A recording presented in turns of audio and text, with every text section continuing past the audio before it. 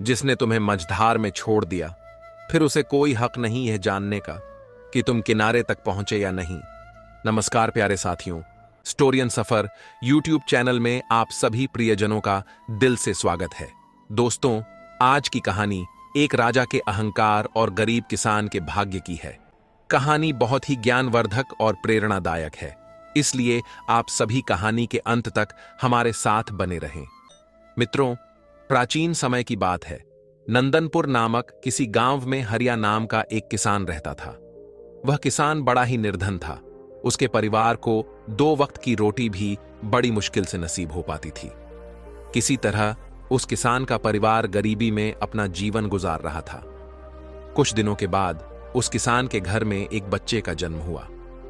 जब किसान के घर में बच्चे ने जन्म लिया तो बच्चे को पाकर किसान और उसकी पत्नी बहुत प्रसन्न हुए। उनकी खुशी का कोई ठिकाना नहीं रहा, क्योंकि शादी के कई साल बाद उनके आंगन में बच्चे की किलकारी गूंजी थी। जब आसपास के लोगों को यह पता चला कि किसान के घर में बच्चे का जन्म हुआ है, तो आस पड़ोस के लोग और नाते रिश्तेदार किसान की पत्नी को बधाई देने के लिए उसके घर आने लगे। किसान हरिया के घर जश्न का माहौल था। खूब खुशियां मनाई जा रही थीं। तभी क्या होता है कि उस किसान के घर एक बड़े ही सिद्ध महात्मा भिक्षा मांगने के लिए आते हैं और द्वार पर खड़े होकर भिक्षा के लिए आवाज लगाने लगते हैं। किसान के घर में आज बड़ा ही खुशी का दिन था, इसीलिए उसने जब साधु महाराज को द्वार पर खड़ा हुआ देखा तो किसान अपने घर से बाहर आया और बाहर आकर उन साधु महाराज से बोला, हे महात्मा, आज आप बड़े ही शुभ अवसर पर मेरे घर पर पधारे हैं। कृपया आप घर के अंदर चलिए, कुछ जलपान ग्रहण कीजिए और मेरे पुत्र को आशीर्वाद दीजिए। बहुत दिनों के बाद मेरे घर में एक संतान ने जन्म लिया है। जब इस प्रकार से वह किसान उन साधु महाराज से बार बार विनती करता है तो महात्मा जी मना नहीं कर पाते हैं और किसान के घर के अंदर आ जाते हैं। दोनों पति पत्नी बड़े ही श्रद्धा भाव से महात्मा जी को भोजन कराते हैं और भोजन उपरांत वह किसान साधु महाराज से कहता है, हे गुरुदेव, यह मेरा पुत्र है। कृपया इसे ऐसा आशीर्वाद दीजिए जिससे कभी भी इसके जीवन में कोई दुख तकलीफ ना आने पाए। साधु महाराज जैसे ही उस बच्चे को आशीर्वाद देने के लिए अपना हाथ उठाते हैं तो साधु महाराज की दृष्टि उस शिशु के हाथ पर पड़ती है। बच्चे के हाथ पर एक चिन्ह देखकर साधु महाराज कुछ सोचने लगते हैं। किसान ने जब साधु महाराज को विचार मग्न देखा तो साधु महाराज से पूछा, हे प्रभु, क्या बात है? मेरे पुत्र को देखकर आप किस चिंता में पड़ गए? सब कुशल मंगल तो है ना? साधु महाराज बोले, बेटा, चिंता की कोई बात नहीं है, सब कुशल मंगल है।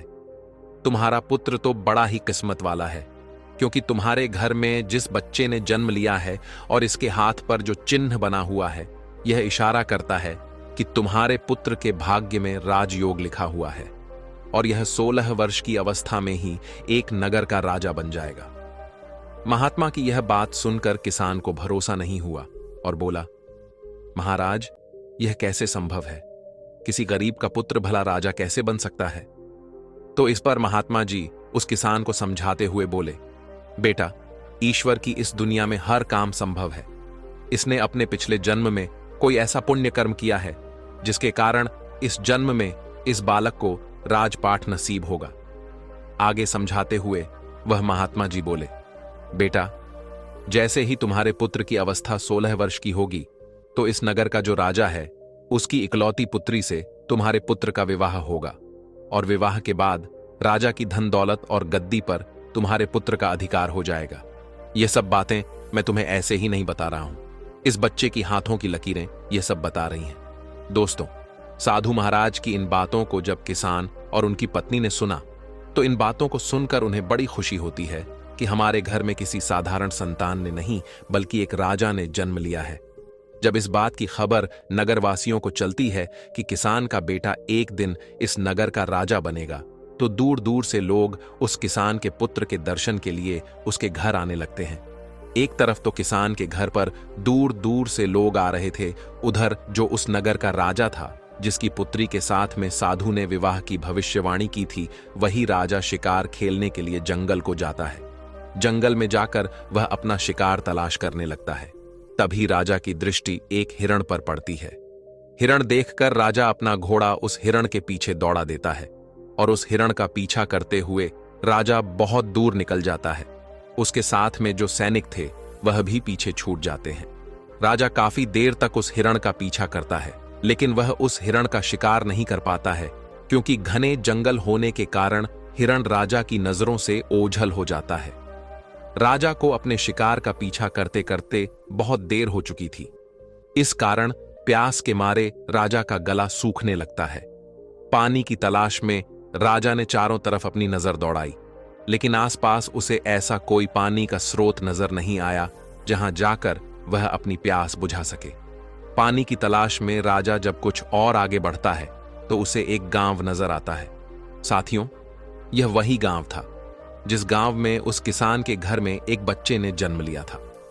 जब राजा उस गांव के और नजदीक पहुंचा तो उसे गांव के बाहर एक कुटिया नजर आई, जहां एक साधु महाराज कुटिया के बाहर ध्यान मग्न बैठे हुए थे। राजा महात्मा जी के पास में पहुंचा, महात्मा जी को प्रणाम किया और प्रणाम करके राजा बोला, हे महाराज, मुझे बहुत जोरों की प्यास लगी है। यदि कुछ जल मिल जाए तो आपकी बड़ी मेहरबानी होगी। साधु बोले, राजन, आप थोड़ा इंतजार करिए, मैं अभी आपके लिए पानी लेकर आता हूं।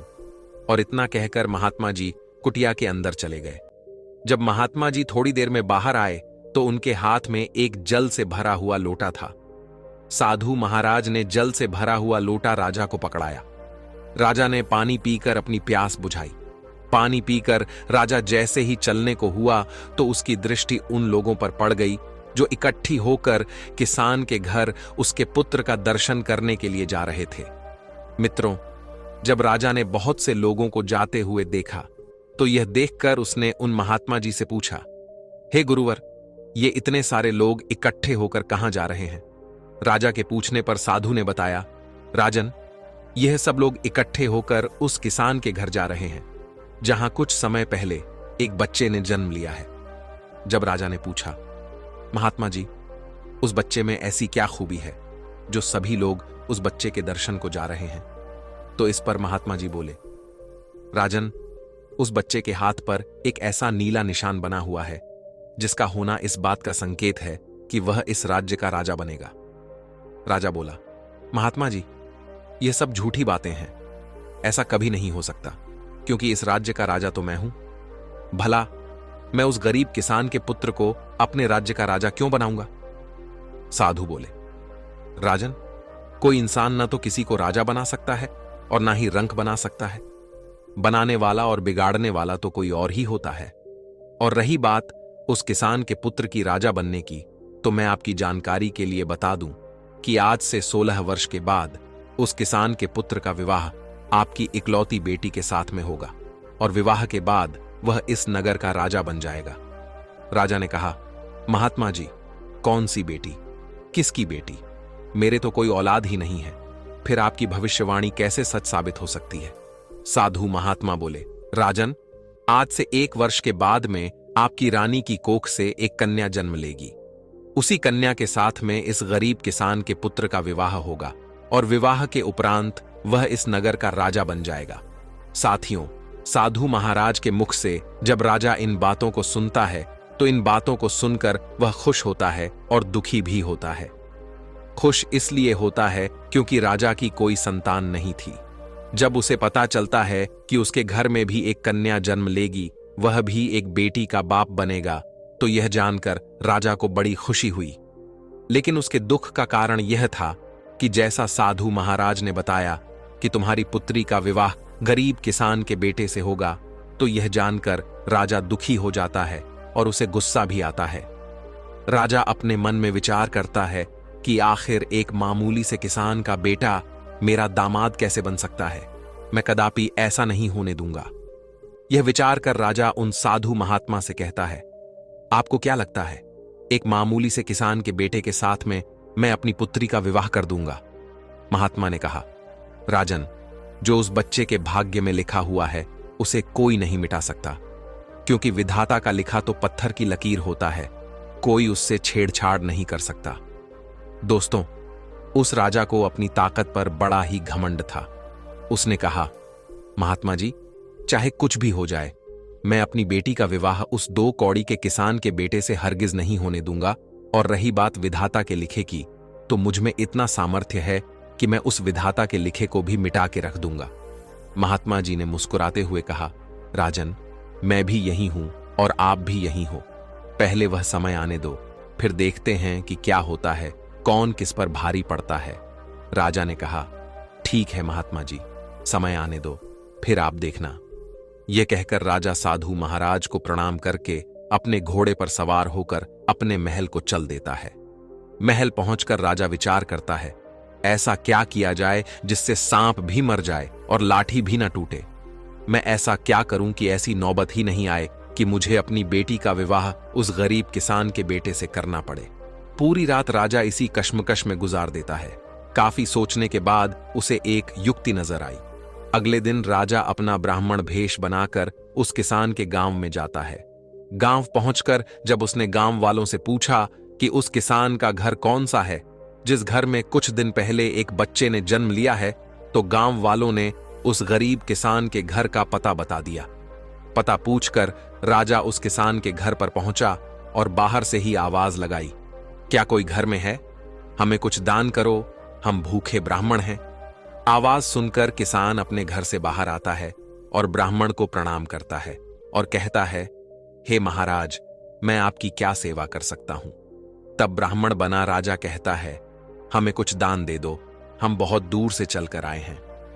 आगे ब्राह्मण किसान से कहता है, मैं भाग्य भी देखता हूं, मुझे ऐसा लग रहा है कि तुम्हारे घर में कोई पुत्र भी है और तेरे पुत्र के दाएं हाथ में नीले रंग का निशान है। किसान कहने लगा, हां बाबा। ब्राह्मण कहने लगा, हम सब कुछ जानते हैं, आप उस पुत्र को हमें दिखा दो। वह किसान अपने पुत्र को घर से लेकर बाहर आया और ब्राह्मण को दिखाने लगा।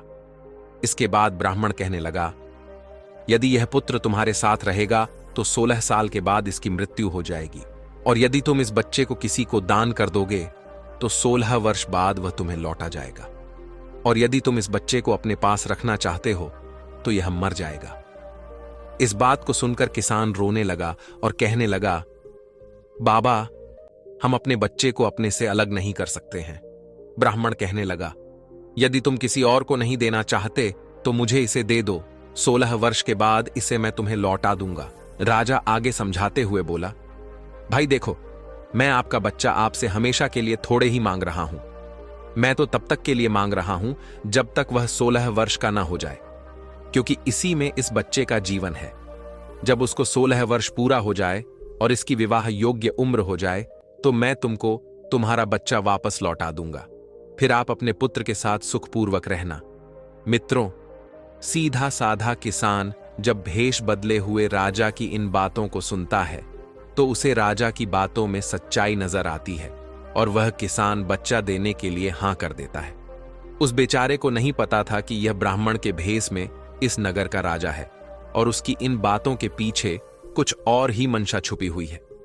किसान अपनी पत्नी के पास जाता है और अपनी पत्नी से कहता है, भाग्यवान, हमारे दरवाजे पर एक बड़े ही दयालु ब्राह्मण आए हैं और कहते हैं कि अगर यह बच्चा हमारे पास रहेगा तो 16 वर्ष के बाद उसकी मृत्यु हो जाएगी, इसीलिए वह हमारे बच्चे का पालन पोषण करना चाहते हैं। अपनी पति की इन बातों को सुनकर पहले तो उस किसान की पत्नी मना करती है, लेकिन किसान जब अपनी पत्नी को बताता है कि वह हमारा बच्चा हमेशा के लिए नहीं बल्कि कुछ सालों के लिए अपने घर रखना चाहते हैं, तो यह सुनकर किसान की पत्नी भी अपने बच्चे को ब्राह्मण को देने के लिए तैयार हो जाती है। दोनों पति पत्नी अपने कलेजे के टुकड़े को लेकर घर के बाहर आते हैं और ब्राह्मण बने हुए राजा को अपना बच्चा देते हुए कहते हैं, हे ब्राह्मण देव, हम अपना बच्चा तो आपको दे देंगे, लेकिन हमारी एक शर्त है। दोस्तों, जब ब्राह्मण बने राजा ने पूछा, क्या शर्त है? तो किसान की पत्नी बोली, जब मेरा बेटा 16 वर्ष का हो जाए तो तुम्हें हमारा बच्चा वापस करना होगा। यदि आपको हमारी यह शर्तें मंजूर हो तो ही हम तुम्हें अपना बच्चा दे सकते हैं। राजा ने कहा, मुझे तुम्हारी सभी शर्त मंजूर है, अब आप मुझे अपना बच्चा दे दीजिए। जब आपका बच्चा 16 वर्ष का हो जाएगा और उसकी विवाह योग्य उम्र हो जाएगी तो मैं तुम्हारा बेटा वापस कर जाऊंगा। अब आप विलंब ना करिए और अपना बच्चा मेरे हवाले कर दीजिए। मैं इस बच्चे का आपसे भी ज्यादा अच्छा ख्याल रखूंगा। इस प्रकार वह किसान दंपति अपने बच्चे के हित के खातिर अपने नवजात शिशु को ब्राह्मण बने हुए राजा के हवाले कर देते हैं और राजा खुशी खुशी उस बच्चे को लेकर आगे को चल देता है। राजा आज बहुत प्रसन्न था क्योंकि आज वह अपनी योजना में सफल हो रहा था। राजा बच्चे को लेकर के एक नदी किनारे पहुंचा।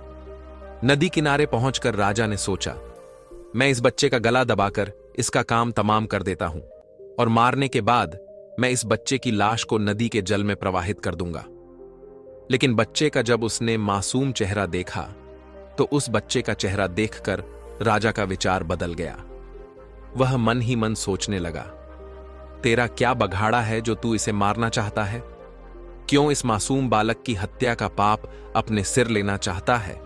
इस पाप के लिए तो तुझे नरक में भी जगह नहीं मिलेगी। राजा जब अपनी अंतरात्मा की इस आवाज को सुनता है तो उसके हाथ कांपने लगते हैं। वह बच्चे की हत्या नहीं कर पाता है। फिर सोचता है, ऐसा क्या करूं जिससे मेरे हाथों इस बच्चे की हत्या भी ना हो और भाग्य का लिखा भी मिट जाए। काफी सोच विचार कर राजा इस निर्णय पर पहुंचा कि मैं इस बच्चे को एक लकड़ी के बक्से में बंद करके जिंदा ही जल में बहा देता हूं, जिससे मैं बाल हत्या के पाप से भी बच जाऊंगा और इसके साथ में मेरी बेटी की शादी भी नहीं होगी। दोस्तों, यही विचार कर राजा एक ऐसा संदूक तैयार करता है, लकड़ी के संदूक में रखता है और उस संदूक और वह पानी में भी ना डूबे। संदूक तैयार होने के बाद राजा उस किसान के बेटे को लकड़ी के संदूक में रखता है और उस संदूक को नदी के बहते हुए जल में प्रवाहित कर देता है। यह सब करने के बाद राजा अपने महल को चल देता है। आज राजा बहुत ही प्रसन्न था कि आज मैंने विधाता के लिखे को मिटा दिया, क्योंकि राजा सोच रहा था कि जिस संदूक को मैं बहाकर आया हूं, वह संदूक जब गहरी नदी में जाएगा और नदी में कोई बवंडर पड़ेगा तो नदी के बवंडर में फंसकर संदूक डूब जाएगा और उस बच्चे की मृत्यु हो जाएगी। जब बच्चा ही नहीं रहेगा, फिर कैसे इसके साथ में मेरी बेटी का विवाह होगा? यही सोचकर राजा बड़ी खुशी के साथ में अपने नगर को लौट गया। मित्रों, वह राजा उस किसान के बच्चे को नदी में बहाकर वहां से चला गया। इधर क्या हुआ कि वह संदूक बहता हुआ किसी अन्य नगर के किनारे पर जा पहुंचा। उस नगर का एक धनवान सेठ रोज सुबह सवेरे ही नदी में स्नान करने के लिए आता था। उस दिन जब वह सेठ नदी पर स्नान करने आया तो उसे नदी के जल में बहता हुआ संदूक नजर आया। सेठ ने जल में बहते हुए संदूक को देखा तो बहते हुए उस संदूक के पास में पहुंच गया और उस संदूक को खोल कर देखने लगा। जैसे ही सेठ ने संदूक खोलकर देखा तो उसने देखा कि संदूक में एक नवजात शिशु बड़े आराम से लेटा हुआ है और अपने पैर का अंगूठा चूस रहा है। यह देखकर तो सेठ के आश्चर्य की सीमा ना रही। सेठ ने तुरंत बच्चे को उठाया और उसे सीने से लगा लिया। सेठ ने सोचा, मैं रोज गंगा स्नान के लिए आता हूं, मां गंगा की मैं आस्था रखता हूं, इसीलिए मां गंगा ने प्रसन्न होकर मुझे यह बच्चा भेंट किया है। मां गंगा बड़ी दयालु है जो मेरी गोदी में उसने इतने प्यारे बच्चे को डाल दिया। सेठ ने मां गंगा को प्रणाम किया और उस बच्चे को लेकर अपने घर अपनी पत्नी के पास में पहुंच गया। जब सेठ की पत्नी ने उस बच्चे के बारे में पूछा कि यह किसका बच्चा है तो सेठ ने सारा घटनाक्रम अपनी पत्नी को बता दिया और बोला, अरे भाग्यवान, मां गंगा ने हमारी पुकार सुन ली, उसने हम निसंतान के घर में यह बच्चा भेजा है।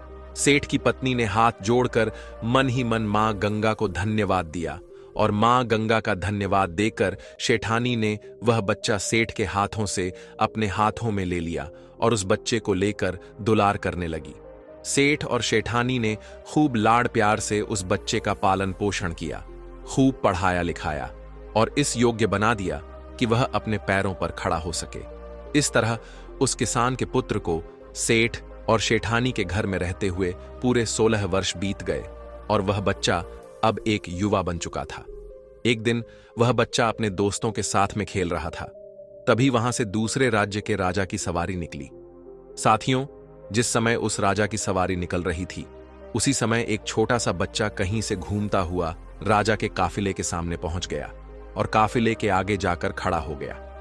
राजा का काफिला तो अपनी धुन में चला जा रहा था, उस छोटी से बच्चे पर किसी का ध्यान नहीं गया।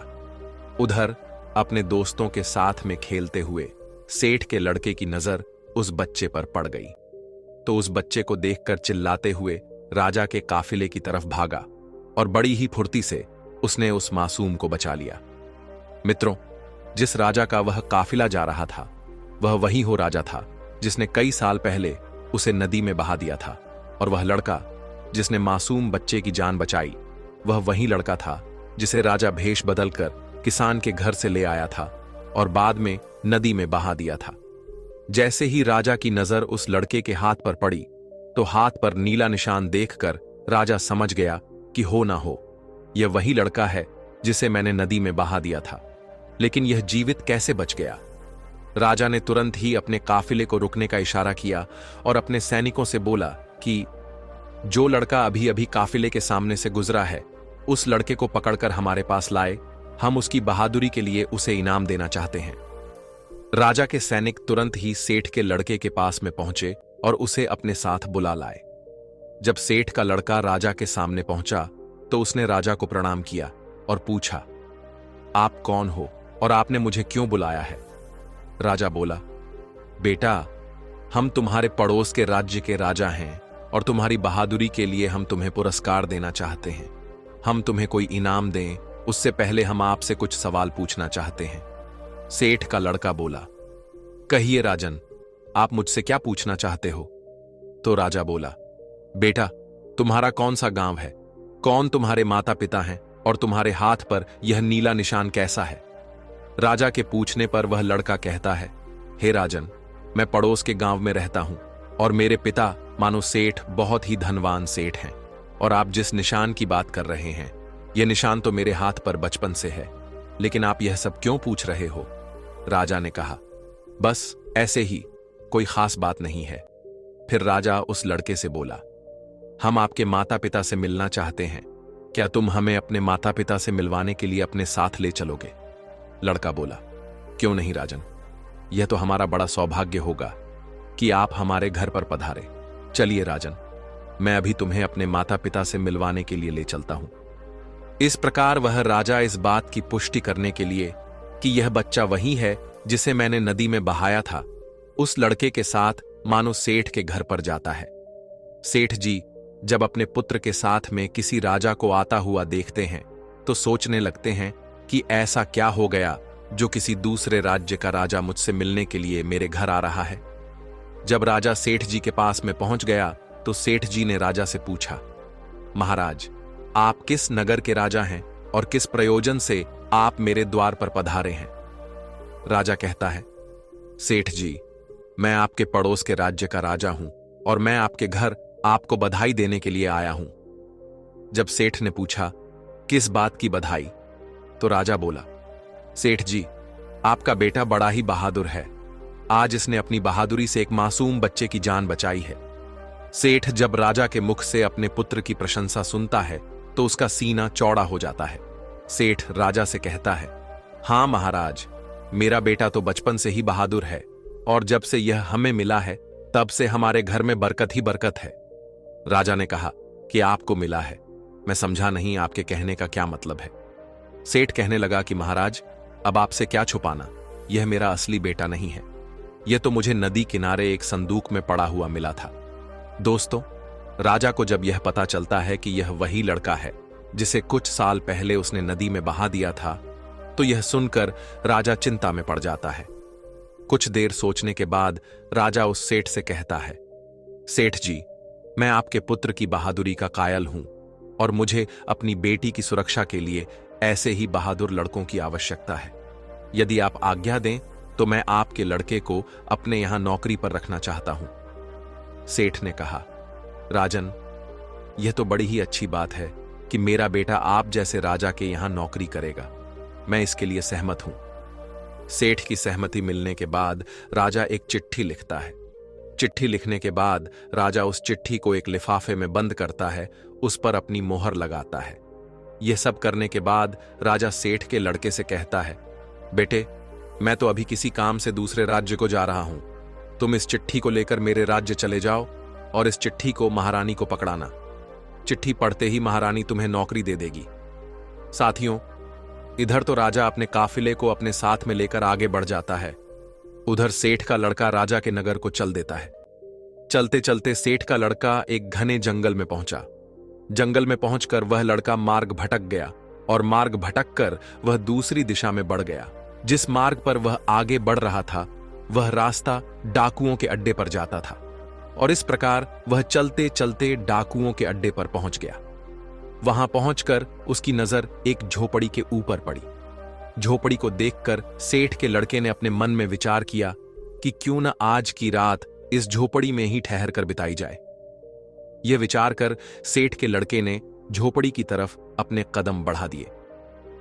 दोस्तों, जैसे ही वह लड़का उस झोपड़ी के अंदर पहुंचा और जैसे ही उसने झोपड़ी के अंदर को झांका तो अंदर का नजारा देखकर वह हैरान रह गया, क्योंकि जो झोपड़ी बाहर से टूटी फूटी नजर आ रही थी, उस झोपड़ी के अंदर नीचे जाने के लिए सीढ़ियां बनी हुई थी और उन सीढ़ियों का दूसरा सिरा एक आलीशान महल तक जाता था।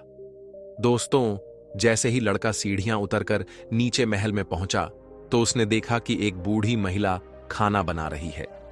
जब उस बुढ़िया की नजर उस लड़के पर पड़ी तो लड़के को देखकर वह बुढ़िया बोली, बेटा, तुम कौन हो, कहां से आए हो और बिना इजाजत तुम अंदर कैसे प्रवेश कर गए? सेठ के लड़के ने सारा घटनाक्रम उस बुढ़िया को बताया और कहा, मैया, मैं रास्ता भटक कर आपके पास आ गया हूं।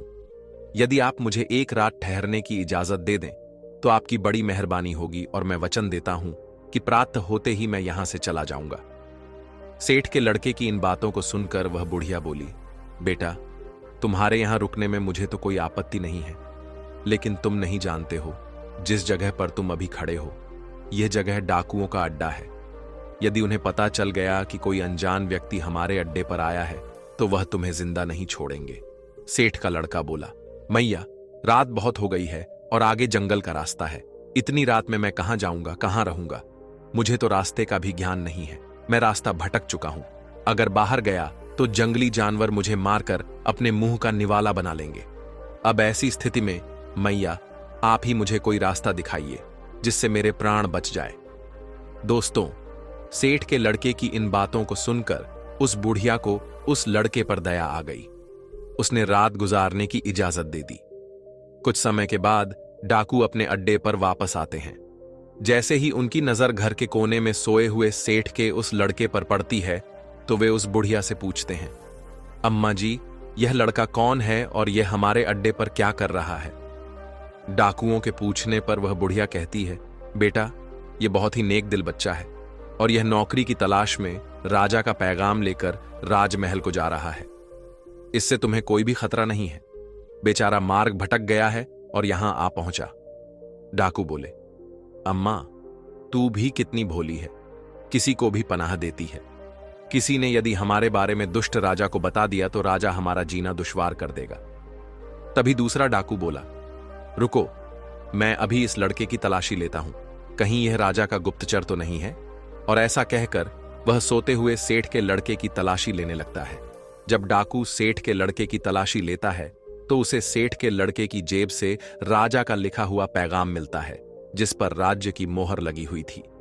बड़ी सावधानी से वह डाकू लड़के की जेब से चिट्ठी का लिफाफा निकालता है और चिट्ठी को लिफाफे से बाहर निकालकर पढ़ने लगता है। चिट्ठी पढ़कर डाकू कहता है, छी छी, हमारे राज्य का राजा कितना घटिया राजा है।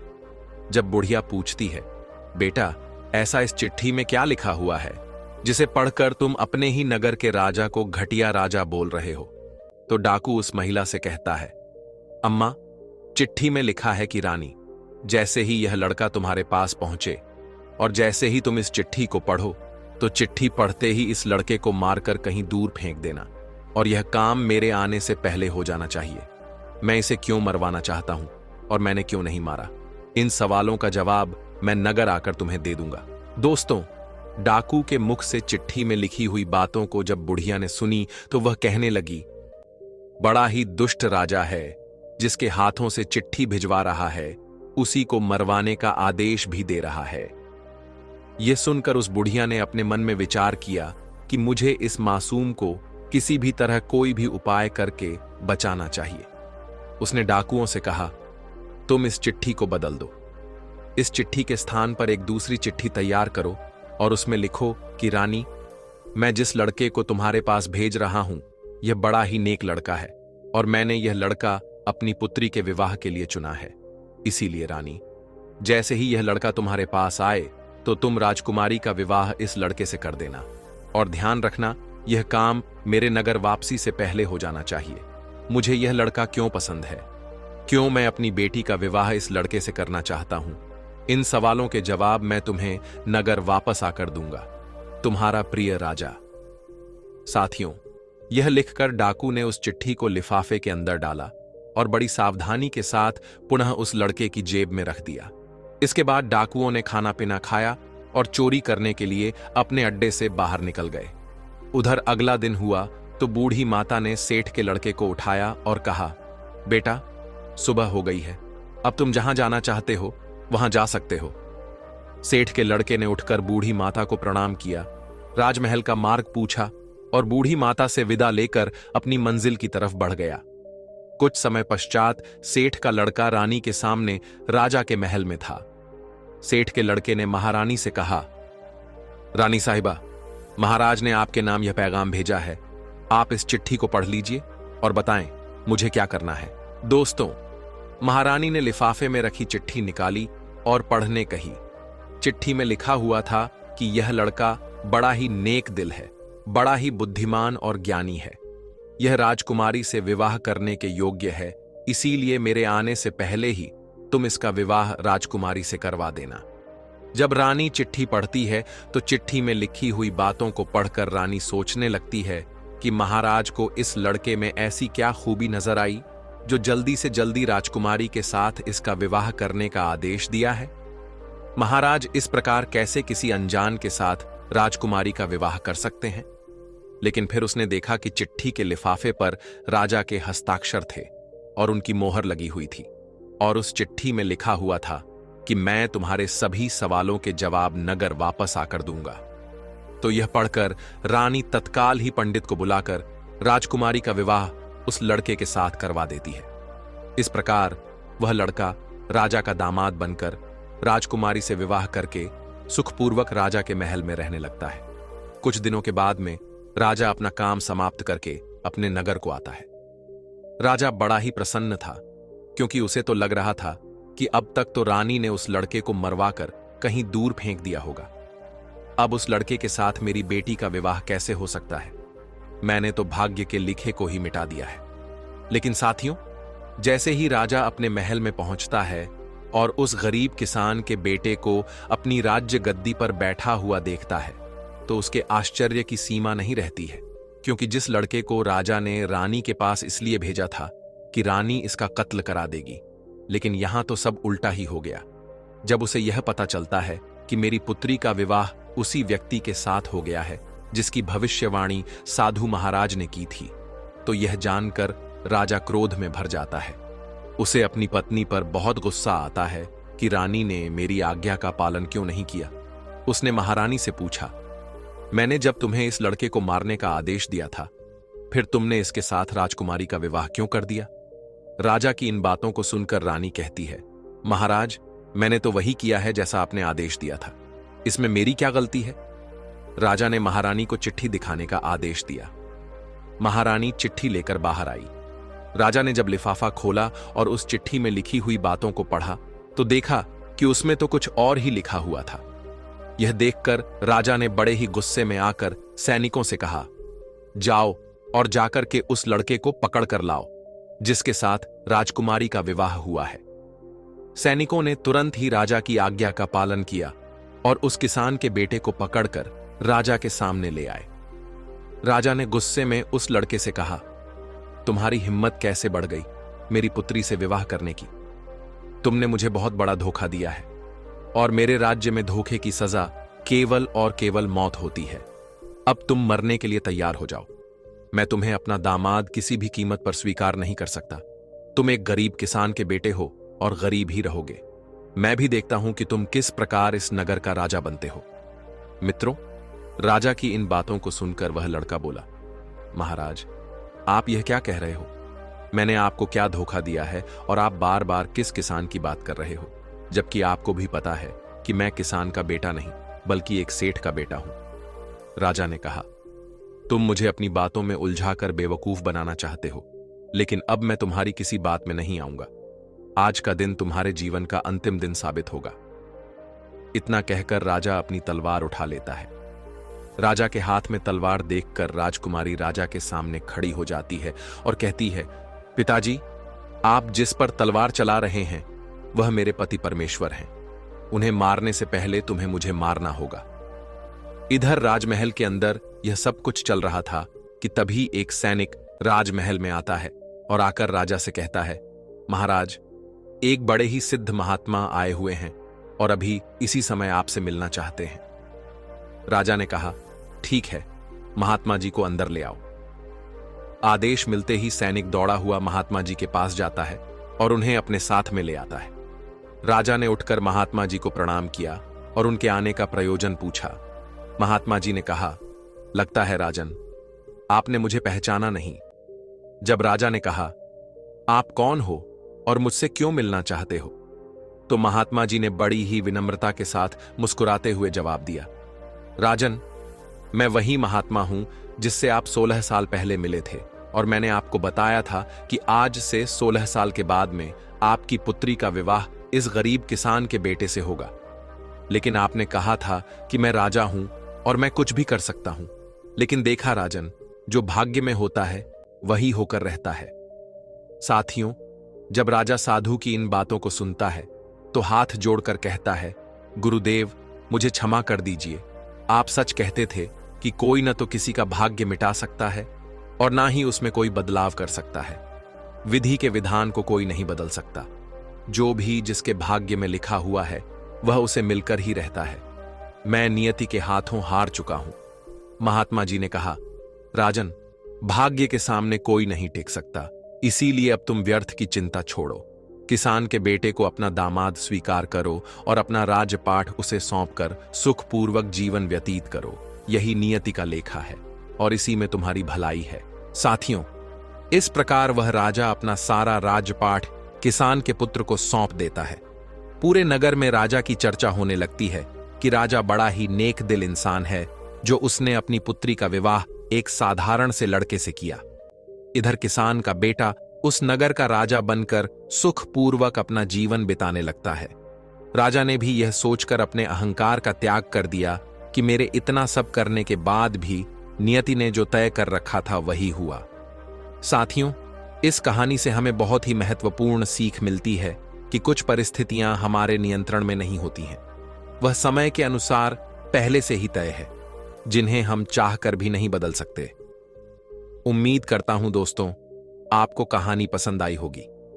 कहानी अच्छी लगी हो तो वीडियो को लाइक करके चैनल को सब्सक्राइब कर लेना, साथ में बेल आइकन भी दबा देना और जाते जाते कमेंट में जरूर बताएं आपको कहानी कैसी लगी। धन्यवाद। जय श्री कृष्णा।